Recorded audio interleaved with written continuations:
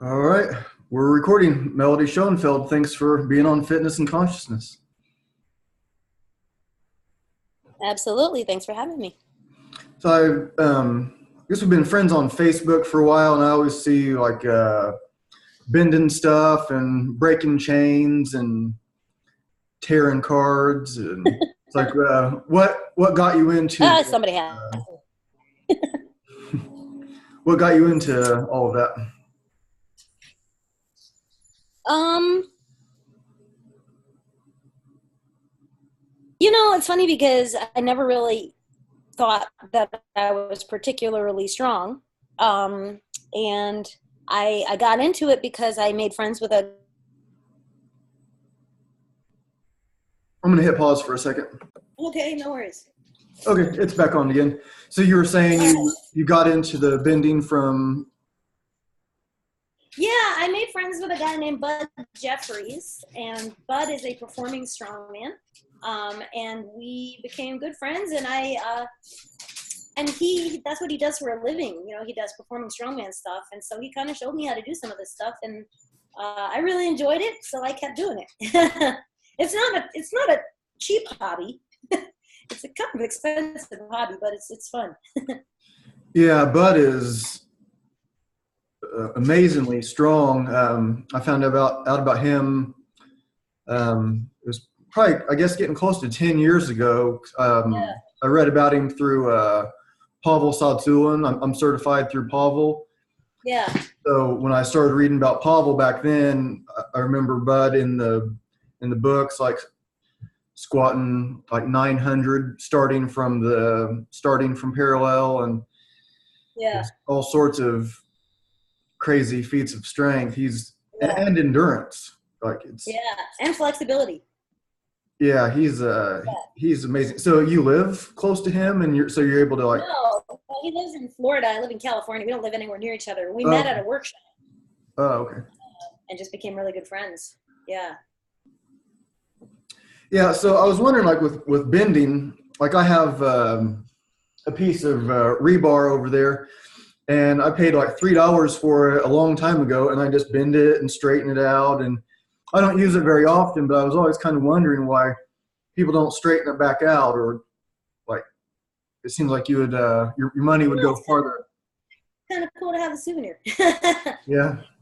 And when I have the money to do it, I get all my stuff together and I send it to my friend Sean out in Florida. Sean's a really good welder, and he does functional art. And he made like a table out of a bunch of my bent metal and stuff like that. So I usually just send it out to him and have it remade into something cool. Oh, And if you bend something back and forth so much, you start to weaken it. mm-hmm. So. Yeah, it's pretty fun.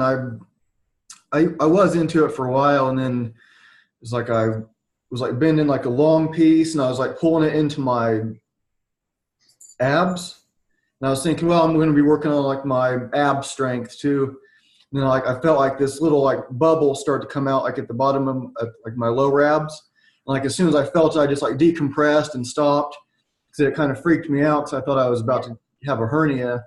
Yeah. So I didn't bend anything or lift anything heavy for a long time. I just kind of like focused on like contracting that. I mean, nothing ever really happened from it, but it does kind of. Have you had any like injuries from it, or you always just get bruised? Yeah, you get a lot of bruises from doing this stuff, but nothing permanent. What's your favorite stuff to bend? Oh man, I love it all. It's I think I really like large steel scrolling the most, maybe, but I'm starting to get into license plates, but they're not as easy to come by, and I still have to cut a little. I have to cut a little slit in them before I can tear the whole thing. I can't do it without cutting a little slit, but it's like a less than 1/8 of an inch cut. But that's how I have to start it, or else it doesn't go. Yeah, but that would be tough. I haven't tried that before. Yeah, no, it's pretty fun. I mean, you're doing it this way, But I mean, I'm a 105-pound vegan, so nobody really expects this stuff from me. So I guess it's part of the fun. Yeah, I'm vegan too. I quit eating meat when I was 15. I'm 39, Yeah. and about like half that time I've been vegan. Yeah. Um, when did you quit? It's been 18 No. years. How long? Been 18 years. 18 years. Yeah. What made you transition? I've always been kind of headed that way. So when I was I've always been a huge animal lover. And when I was a little kid, I used to like to look at the lobsters in the tanks, Hmm. and it never occurred to me that they were the lobsters on plates. Um, and then one day, my parents took me to some restaurant where I was an expensive kid. I like to eat lobster. Hmm. My parents took me to a restaurant that they brought the live lobster to the table, and you have to pick one. And I never ate lobster again. That was when I was like 5. And then after that, it was oh, I'm getting a visitor. After that, it was I went to a. Sorry, my brain stopped working for a second. We did one of those kind of field trips in the class, in the 8th grade class. It was to one of those period towns, where everybody dresses in period costume and they weave hemp and all that stuff. And there was a butcher. And so there were just a big cow carcass hanging upside down to dry. And that left a huge impression on me. Never ate red meat again after that. And then when I was in college, I wasn't even really trying. I just realized I hadn't eaten chicken in 2 months. And I was like, oh, well, all right, I can do that. So I stopped with chicken. And the thing that really was hardest for me was I really liked dim sum, so I didn't want to stop eating shrimp and stuff like that. That was the hardest thing for me. And then I really liked eggs and cheese, and I didn't think that they were problematic, because I'm a moral vegan. So I was like, oh, morally, there's nothing wrong with, you don't kill anything to get the milk, you don't kill anything to get the eggs, no big deal. And so I went, I met some vegans, and most of the time when I had met vegans, I did not have good experiences with them. They were always kind of really in your face and very, you're a bad person because you eat meat, and that kind of thing. And that doesn't go over well with me. I don't need people yelling at me and telling me how to live my life. But these guys, I was just talking to them, and they were very nice to me, and I asked them, what's the big deal with eggs and milk? And all they said was, do your own research. Go check it out and tell us what you find out.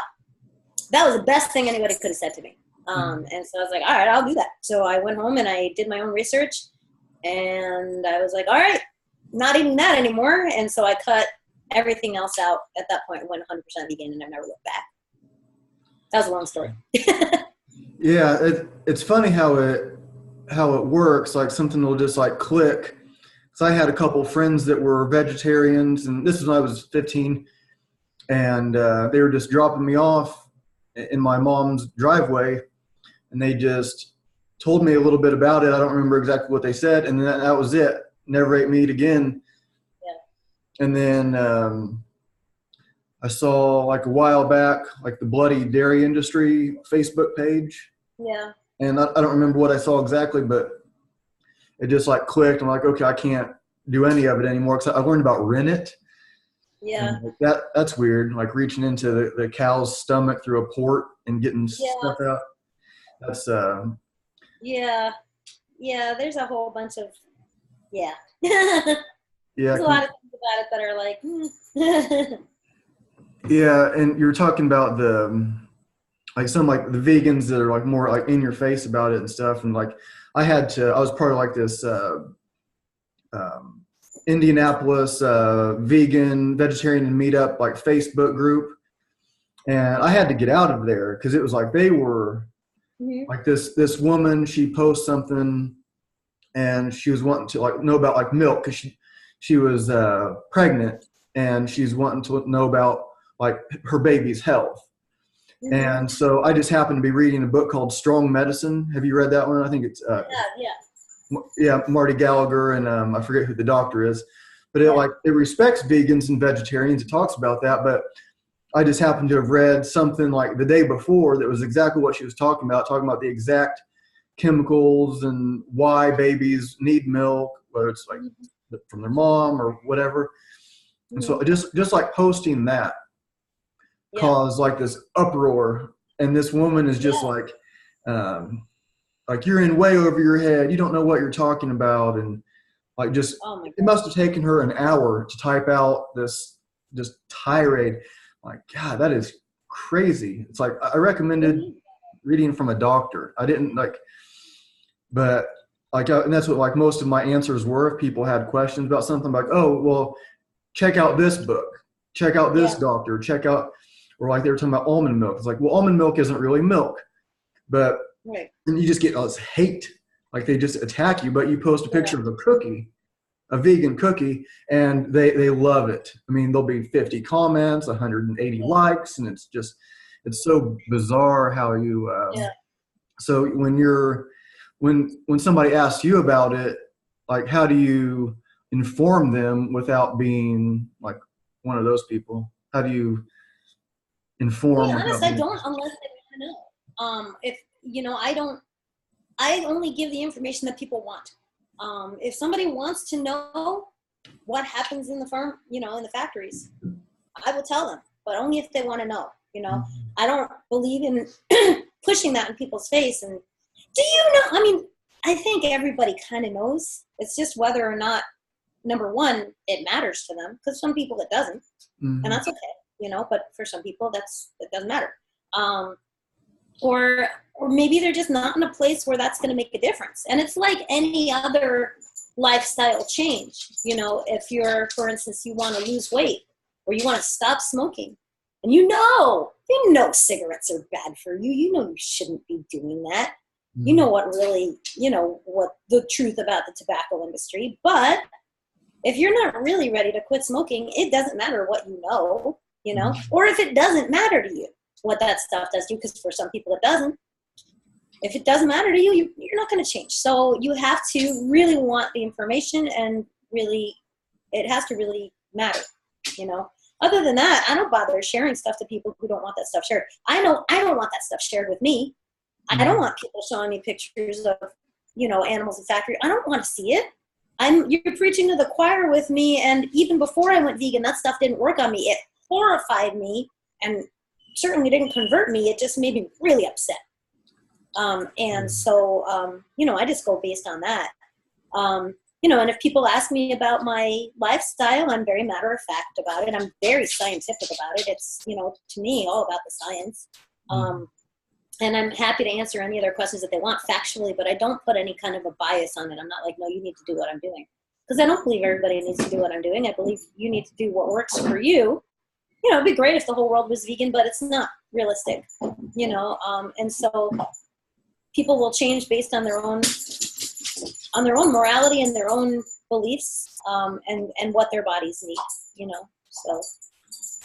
Yeah, it seems like it just doesn't work for some people. Like the girl that I'm seeing, she was like vegan most of her life, and then she just wasn't like feeling good and stuff, and then so she started like introducing meat back into her diet, and that seemed to work for her. And it's like she wants to be a believer, because there's like part of me that's like, my dog, sorry, she has to insert herself in everything.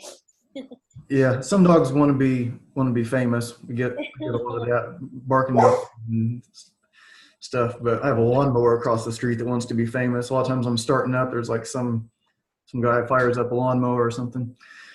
But yeah, so it's like she was wanting to be vegan, but it just like didn't work for her. And there's like part of me that thinks, well, there's a way if you just didn't find the way. But really, I know that I believe her, and it just like didn't work for her. And the place where I do most of my training is at a wilderness survival school.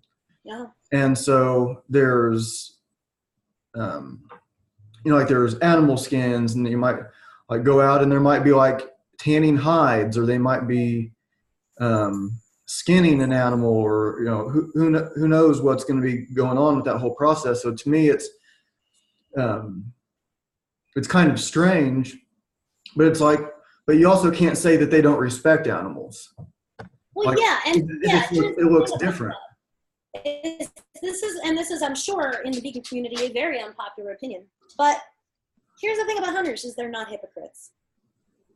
They can go out and they can kill their dinner. Most people, if they were faced with that, they wouldn't be able to do it. Are you kidding me? The only reason they can eat meat is because it's wrapped up nice and neat for them in the store, and they don't have to get their hands dirty. You know, people who hunt tend to be more preservationists than anybody else. They care more about the environment.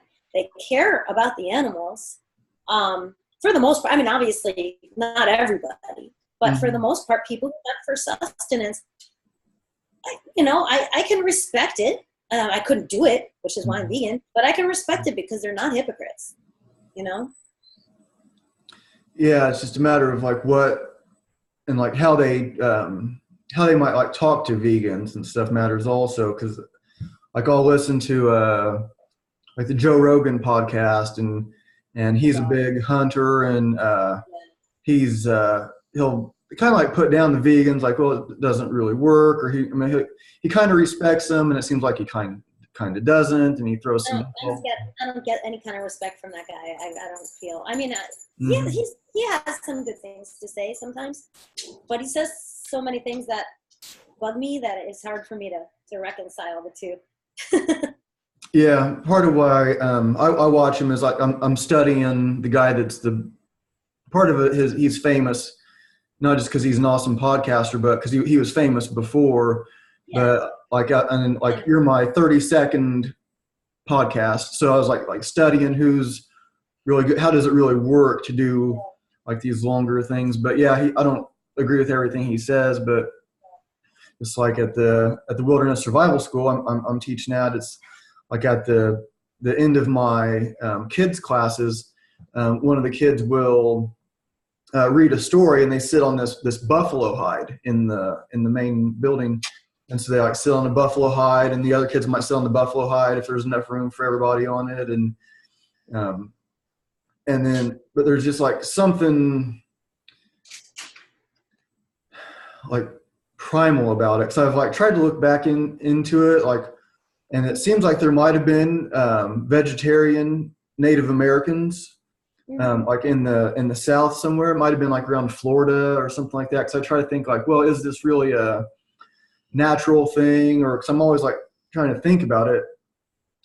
But so when you're like for your own like health and stuff, do you like get any like blood work done, or do you get? I do. Oh yeah.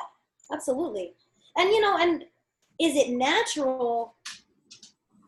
I mean, I don't think it's natural to be vegan. No, I don't think that's how we evolved at all. But that doesn't mean that it can't be done, and it can't be done well. And you can, most of what people do, whether they're vegan or not, is not natural. Air conditioning is not natural, Right. But it's a way that we've managed to evolve our evolve to adapt to our climate, things like that. It's most of the things that we do are not natural, so it's kind of a moot question. Yeah. And yeah, that's how our brains evolved many years ago. But that is also not. It's kind of a moot point now, because we have other options now. So those arguments kind of don't hold water with me. Yeah, that makes sense to me. I like that your point of view on it. It's like how natural do you really want to be? Yeah, I mean, if you want to be natural, go live in a mud hut, or a stick hut out in the boonies, and hunt for everything, and don't rely on anything else. No cars, no nothing. It's that. The way we live our lives is not natural, but it is for us. Like it makes sense for us to live the way we do. But yeah, no, I get blood work done almost every year. I still have to. I'm kind of overdue for this year, but and actually my numbers are fantastic. So that's exciting. They're usually real good. So for a while, because heart disease runs in my family, my C-reactive protein, which is the indicator of heart disease risk, was pretty high. It was number 3. It's scored 1 to 3, and mine was a 3. And my cholesterol was actually at over 200. As a vegan, not eating any cholesterol, that's odd, right? But it's hereditary in my family. And what I did was I added the algae oil, you know, the DHA, vegan DHA EPA, and I added turmeric. My C-reactive protein went down to between a 1 and a 2, and my cholesterol's never been better. So that made all the difference for me. Wow, that's really cool. So did they tell you to try that, or did you just figure it out on your own? Self-medicated. Wow. No, I just kind of looked at my diet and said, all right, what do I think is missing? And so that's what I did. Yeah, I haven't had the oil, but I get turmeric. I have just the stuff. I put it in whatever I'm eating sometimes. And well, DHA EPA is important. Your brain is mostly DHA, about 80% DHA. So you do need that, and it's in your eye, you know, important for eyesight and all that stuff. So I really highly recommend it. Most people get it through eating fish. But the thing about fish is fish don't get it naturally. They get it from eating algae. So, you know, we're basically just cutting out the middleman. And the research on the algae is that they are as effective as eating fish. So, so it works out pretty well. But I would recommend that for anybody. I think everybody should be taking DHA EPA. Most people don't eat that much fish anyways, unless you live in the Pacific Islands. Yeah, I'll have to look into that. I haven't really had any blood work done for a long time. I used to donate plasma, blood plasma, a long time ago. I didn't do it very many times. I guess it's not very good for you, but they would do like your blood test, and if something was low, then they wouldn't let you. And I was fine the first bunch of times, and then one time I went and something was low. I don't even know what it was. It was some never heard of whatever it was.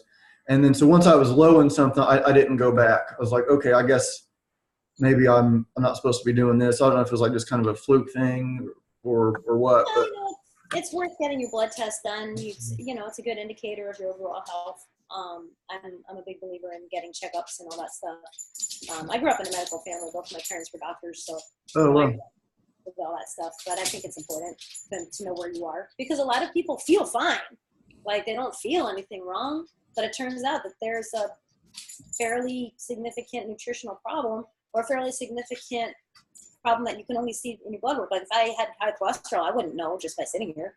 I would need to find that out, you know, or high triglycerides or anything else. It's not something that you feel. So I think that stuff is very important, because just feeling fine is not necessarily an indicator of your overall health. Yeah, and like, do you have like favorite foods for like performance stuff, because you're into this like strength training and your protein, you know, it's really just protein is performance stuff for me. And I love, you know, I'm a carbohydrate girl. I love carbohydrates. But you know, I do a protein shake every morning. I make sure I have a good dose of protein with every meal. So that's important, you know, for hypertrophy and performance, you know, having higher leucine is important. And in a vegan diet, that's more challenging. You know, if you're an athlete, it's much more challenging to get your protein needs than for an omnivore. If you're just a kind of a non-athletic vegan who just kind of is a vegan, you can kind of get away with just getting enough protein. Just make sure you're having enough protein. But if you're an athlete, you have to really look at your leucine intake. And so it becomes a thing where you have to try to get 40 grams or so at every meal, twice what's recommended for the average Joe who doesn't eat vegan food, you know? Yeah, I get a lot of like the nut milks that have the like pea protein added, and yeah, I do that too. Yeah, it seems to be a pretty simple way to get pretty good amounts. Like it just seems like a lot different now than when I started it at 15. I had a friend her mom was a vegetarian, so she'd always make us all kinds of stuff. But it's like you would go places and they wouldn't know what it meant. And now I live in Indianapolis, and I'm kind of like between like downtown and this other kind of like cool part of town called Broad Ripple, and there's like more and more like there's like all vegan restaurants now, and they're that's good to know, because I'm going to be there in a couple of weeks. Oh, in Indianapolis? Yeah, for the NSCA convention. I'll be there for the national convention. Oh, cool. Yeah, that's it's what convention? NSCA, National Strength and Conditioning Association. Yeah, it's just a convention. Like it's just at the convention center downtown, or where is it? Maybe. I'm not sure exactly where it is. I just know it's in Indianapolis. I still haven't bought my flight yet. I have to get my flight. So. Huh. Yeah, very cool. Yeah, Indianapolis is a pretty cool town, but yeah, there's you can hit me up. I can tell you where like the vegan restaurants are and like some. Cool. Uh, um, so I also saw that you sing, and before I Yeah. had seen like you like a lot of like kind of like metal kinds of stuff, like Iron Maiden kinds of things, Yeah. and I then actually am a lead singer in a Maiden tribute. Yeah. And I do, I do some original projects, and I'm putting together a new project as well. And I do all kinds of stuff. I was in a Deep Purple tribute for a while, but the keyboardist moved down to New Mexico, so we haven't really broken up, but we're not playing. So yeah.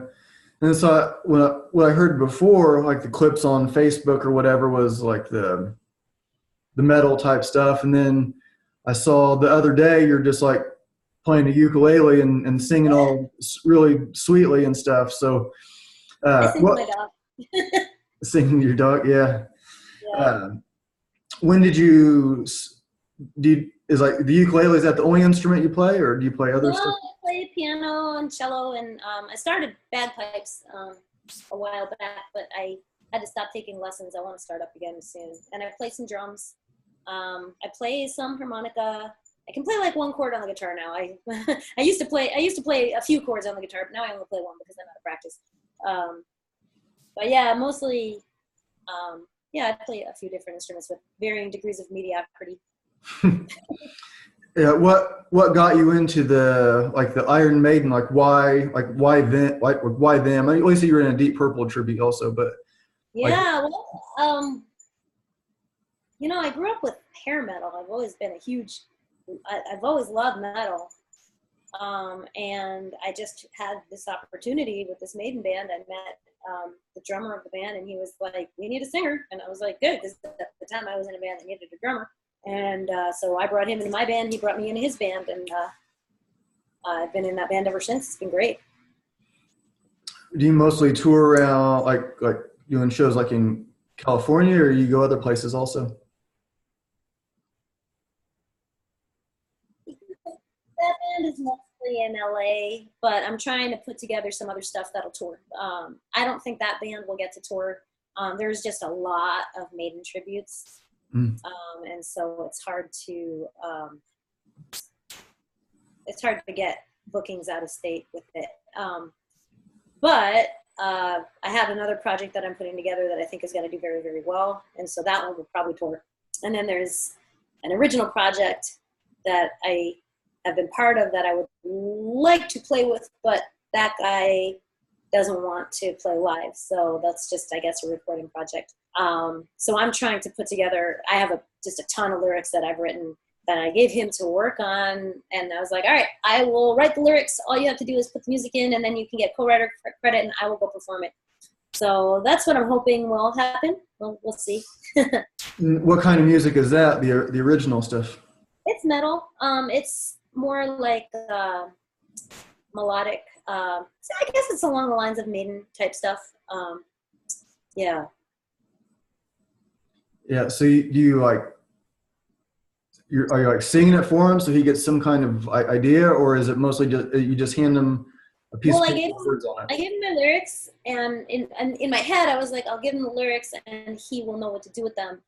But he wants me to give him the melody lines too, which I hadn't gotten a melody line for everything. I had it for a couple things, so I kind of plunked it out on the piano for him and sent him that, and so he's trying to work with that. But I don't know if what I gave him is easy to work with. So we'll see what happens. Fingers crossed. Yeah. And are you doing other stuff that's like like the ukulele? Like where does that fit in with your It doesn't. music stuff? It's like metal. It doesn't. Is that It what you doesn't. said? I sing to my dog with the ukulele. I put her. She likes to take naps if I play the ukulele, so that's what I do. Yeah, I mean, I would like actually to put my cello as part of it. I want to start playing cello, and actually, this new project that I'm putting together, I might play because we have an electric violinist, and it'd be kind of cool to be able to play cello along with her. So we'll see. And this would be like metal cello stuff. Yes. Yeah, there's this really cool company that makes cellos that you kind of wear like a marching drum. You can run around on stage with them and play at the same time. Oh, wow. So I really like to do that. That would be very cool, but they're very expensive. So, you know, fingers crossed. Yeah, Yeah, cellos are really cool. yeah, I love it. I've been playing cello since I was in the second grade, but then I took a long break because, my dad was one of those people who, I didn't have a great relationship with my dad. And when I was trying to practice my cello, he would sit in a room like that and took all the fun out of it. So I stopped playing for a long time, and I'm trying to pick it up again, but I'm terrible about practicing. That's a big problem. If I were better at practicing, I'd be so good at everything. Yeah, it's hard to pick up on. Like I started playing guitar when I was 13, and I have a cool old Martin classical, and but like the way I learned was just not very. I didn't learn in a very good way, I guess. My dad he taught me some stuff like the like blues shuffle, and then he was really good. He could really sing. He sounded kind of like Elvis, but not trying to sound like Elvis. Oh, cool. He just really belted out, and he could really play. But the way that I learned, it wasn't like I was learning like 1-4-5 or something like that. It was just like, here's how you play this song, and it would be kind of like a struggle for me to learn how to play the songs. And I got into like some Spanish classical, and I got into where I could play some stuff, but I still didn't really like know what I was doing, I guess. And then so I just signed up a few weeks ago for Musician. It's like this app, and it's almost like you've seen like Guitar Hero, the game Guitar Hero, where it just like tells you. So it's almost like that, except it shows all 6 strings, and you can slow songs down or speed them up, and it has like all these lessons. And so I just kind of like, all right, I'm going to start from almost the beginning. Like I started kind of like this intermediate level to try to like really learn in a proper way. Cause I kind of got to where I just kept hitting, like I would go to attack this like next piece of like this super complicated Spanish classical thing. And it was just like, man, it would take me forever to get it. And then I got to where I could play that. But then if I was wanting to learn like a rock song or something, it's like I could play this complicated Spanish thing, but I couldn't, like, for some reason, keep a rhythm on this, what should be a lot more simple. So after 27 years of playing, whatever it was, 20 some years of playing, I'm kind of like trying to go back and like relearn. Yeah. How did you, so you were taking lessons when you were a kid, you just had like what do you do now to get better? Or are you just? Well, I had taken a few lessons, but then, just financially, I couldn't keep it up for the time being. Hopefully that'll change soon, but, I just couldn't keep it up. So I was just trying to learn on my own. I have the Suzuki books and everything, and I can read the notes. So I thought, well, maybe I can, and I could if I practice, but I'm not. So that's the problem. Yeah. The Musician has like a ukulele option, like guitar, ukulele, and I think a few other things. But just like what I learned is that I usually almost always play by myself. Yeah. And so maybe I couldn't tell if my timing was a little wrong. Well, right. now I can tell, because this thing, it hears you play and be like, oh, I was too early, I was too late. It'll say good, or it'll say perfect. And so I can tell what I couldn't hear, I can now like see it. So it's like you're kind of learning, and it's really cool. It's a pretty cool thing. It's only $10 a month, and so people are like trying to learn, and they're like struggling, because I would just like sit in front of this like sheet music, and I can read music, but I would normally do tablature for guitar, and it was just, I guess after a while, it just like I just got to find a better way, because I want to be like one of those guys that can just hear something and then play it and play whatever I want without such a struggle, I guess. Yeah, see, that's how I've always played, is I hear something and I can play it on the piano or I can pick it out on the Mm. cello. But I've always struggled with music theory, and being able to sight read. That's always been the hardest for me. So I would love to be able to pick a book and just be like, okay, I'm going to play this song the way it's written here, and I can't do that. So yeah, I have the opposite problem. Yeah, it's funny how it works. And it's like, because there's so many notes. There's you sit in front of this like 1,000 note thing that you got to remember. Like, okay, this is difficult. Yeah, I just signed up for like a music theory online thing through Denny. So I've done, but I'm just in the part now where I kind of already know a lot of the stuff that they're saying. So I'm just waiting for the part where I have to really start learning now. And how does that work? Like, what do you? This one is run by a music professor at a college, and so it's kind of cool. You get homework and the whole thing. So it's little, like maybe 10-minute videos for each subject, and it goes through basically 3 semesters of college music theory.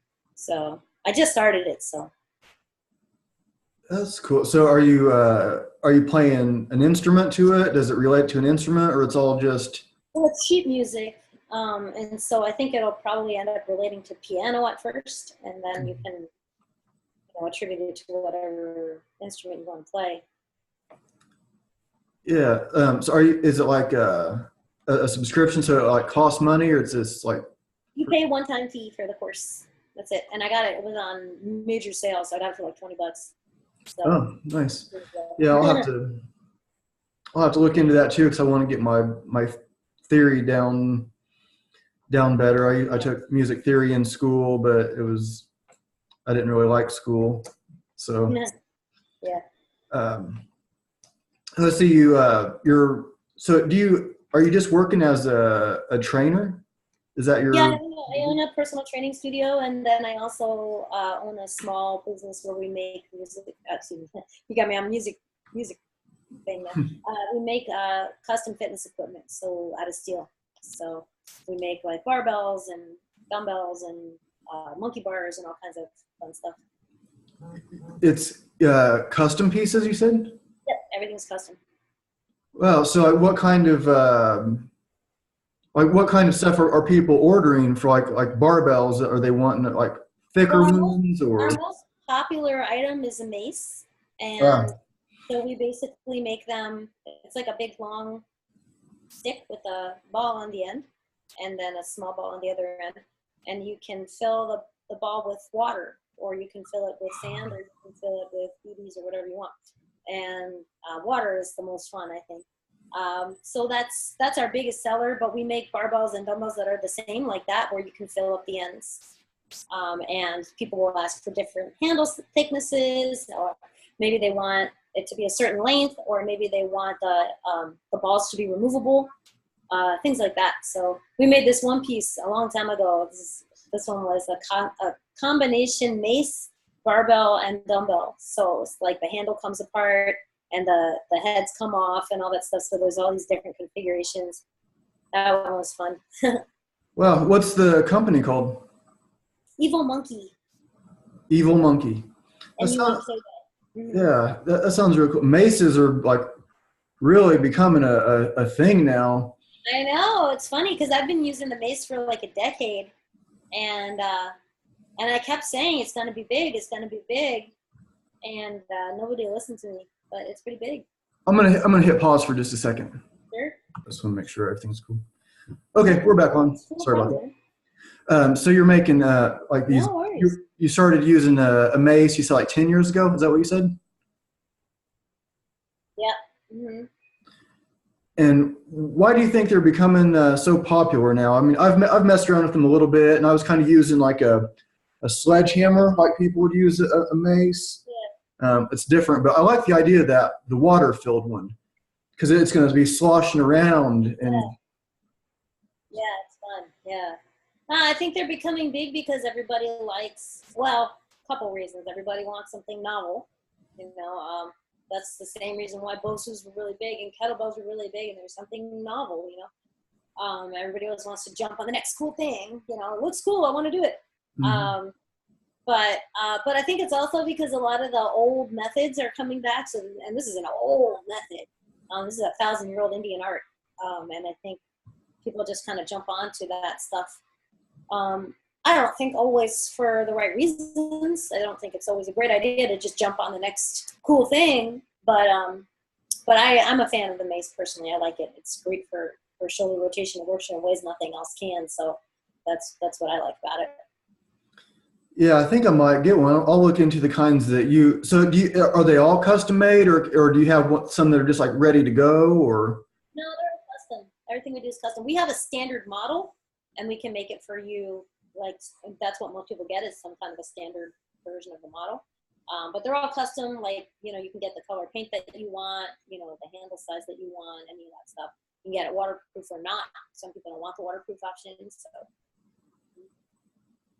Yeah, that sounds pretty neat. A lot of people that seem to be like really, like I said, like it's kind of like new thing, but a lot of people that really, like to me, like a lot of the guys that are like really high up in their knowledge, like really know fitness stuff, are really into them. So it's not like a fad thing. Like I said, it goes way back, and you have like Well, it's not a fad. It's 1,000 years old. It may be a fad here. A lot of the people who are getting into it, I can see them losing interest after a couple of years, just like everything else that's come up. But the people who are really into it are really into it. Just like kettlebells, a lot of people lost interest, and a lot of people are really into them. To me, everything is a tool, and the tool is just like you. As long as you are using the tool for something that you need to improve or you want to train or whatever, you can use whatever tool you want. The mace is something that you can use in a lot of different ways, but traditionally it's really only used one way. And there's nothing else that works your body the way that does. So that's kind of cool. But whether or not it's going to make a difference for you, it's up to you. It's up to how you're using it. Do you make like clubs and that kind of stuff too? We have made clubs. We don't make them that often. They're a lot of work to make them, and we don't charge enough for them. And so we just kind of we prefer not to make them, but we can. I mean, we've done it before, and they're pretty cool looking, but it's not our favorite thing. So, what are the other things that you're using or getting into that are maybe people don't know about, that are like making a comeback, or some ancient thing that's coming back around?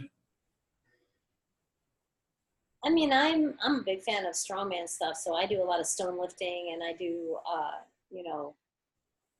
I pull trucks and stuff like that. I like all that stuff, but I use the Bulgarian bag a fair amount. I'm a big fan of Bulgarian bag. A lot of people, I think, don't know about it.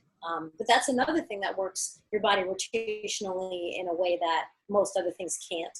And it's a great grip trainer. And I'm all about grip strength. So I think that's got a fair number of people interested in it at this point. Yeah, I don't think I've used one of those either. I think I tried like making something that would be something similar to so many cool things, like rotate it around and then squat and then kind of swing it back around. Or do you guys make those too, or? Yeah. No, we don't make those. Oh, okay. The Suples is the major company that makes those. SUPLES. Everything we make is steel. We just make stuff out of steel. So, like, what kind of barbells are you like mainly like selling? Like what?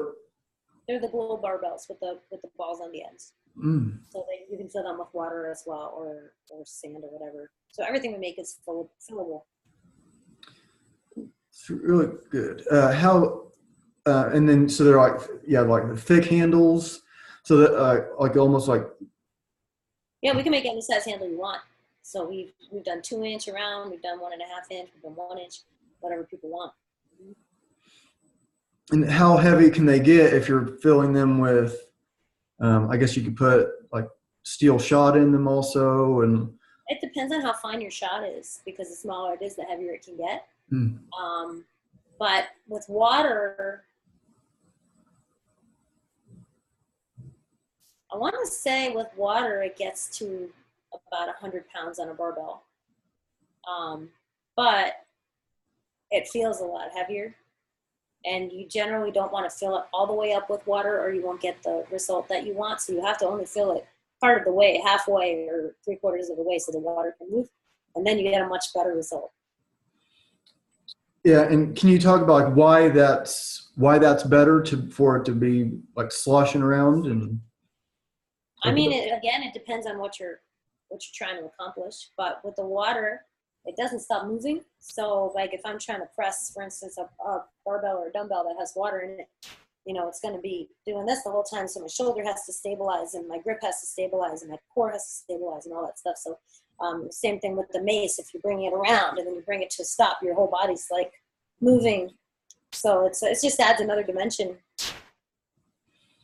Yeah, I like the idea of the water. I've used like the slosh pipes, so just like a PVC with water in it, and you're trying to press it or squat it, and it's... Yeah, this is different from a slosh pipe because the water doesn't go through it. It just stays in the end. So the ends are what are moving.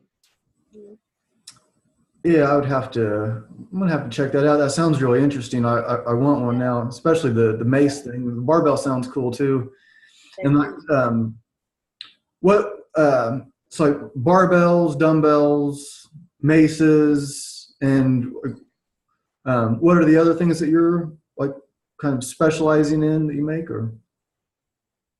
I mean, those are the monkey bars. We make a lot of monkey bars, like adjustable. We can adjust them down or up, or at angles and stuff. We're making a really complex one right now with all kinds of things sticking out of it, and kickboard and all this stuff. So it's pretty cool.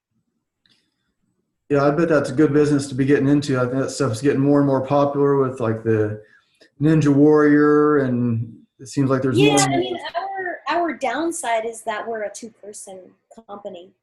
And so we don't get deals with the post office, and we can't really do bulk discounts or anything like that because it's just 2 of us. So that's kind of a downside of it. A lot of people would rather order from a place like Rogue where they just mass produce everything. But we can't mass produce. But we do really good work, and we just kind of do one thing at a time. So it might take us a little longer, and our shipping might be a little more. But we do good work. Yeah, that would appeal to me more too. I know Rogue makes good stuff, but it would appeal to me more. That's like, yeah, there's 2 people at this company, and here's what we do, so people can kind of like get to know you a little bit from like social media. And then, so are you part of the building process also? I'm part of the design process, so I do everything in the process except the build, really. Who does the building? Dave does the building. He's an aerospace welder. He's really, really good. But yeah, he does all the welding, and I do all the everything else. And he does a lot of the design as well, like a lot of the design, because he'll take my ideas and be like, well, I could do better than that. And he'll just like, he gets really good ideas. So he's got a new idea for a new shape mace right now that he wants to try out, and I'm just kind of like, why can't it just be round? So so he's a lot more innovative than I am with this stuff. You said did you say a shake mace? No, a new shape. Oh, a new shape. Yeah.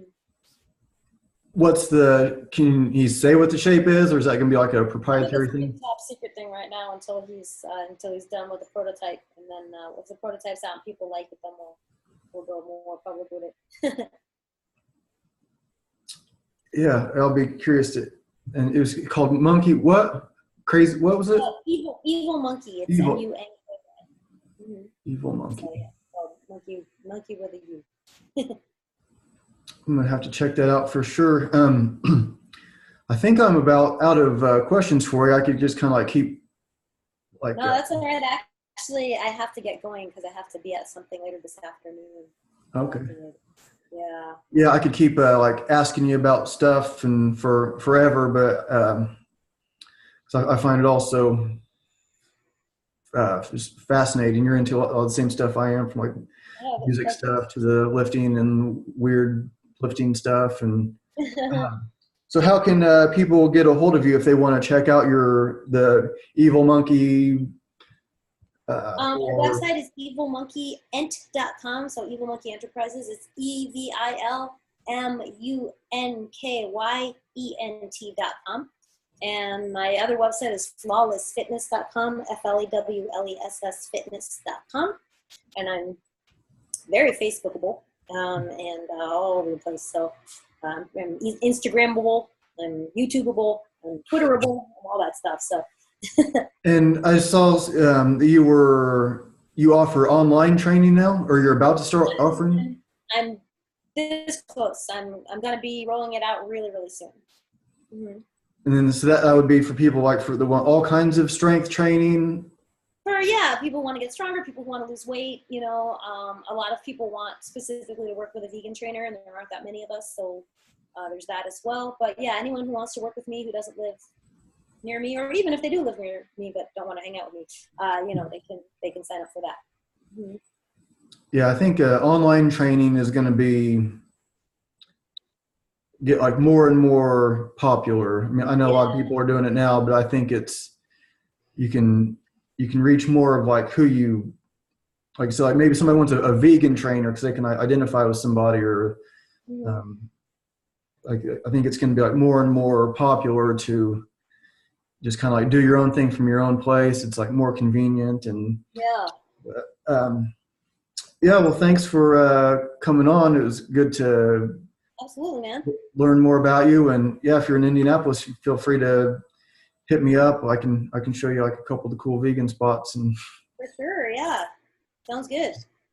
All right. Well, is there anything else you want to leave everyone with? Words of wisdom? That's it. I appreciate you having me by. All right. Well, thanks again, and I will talk to you soon. I'll hit pause, and then I'll talk to you for a second when we're done recording.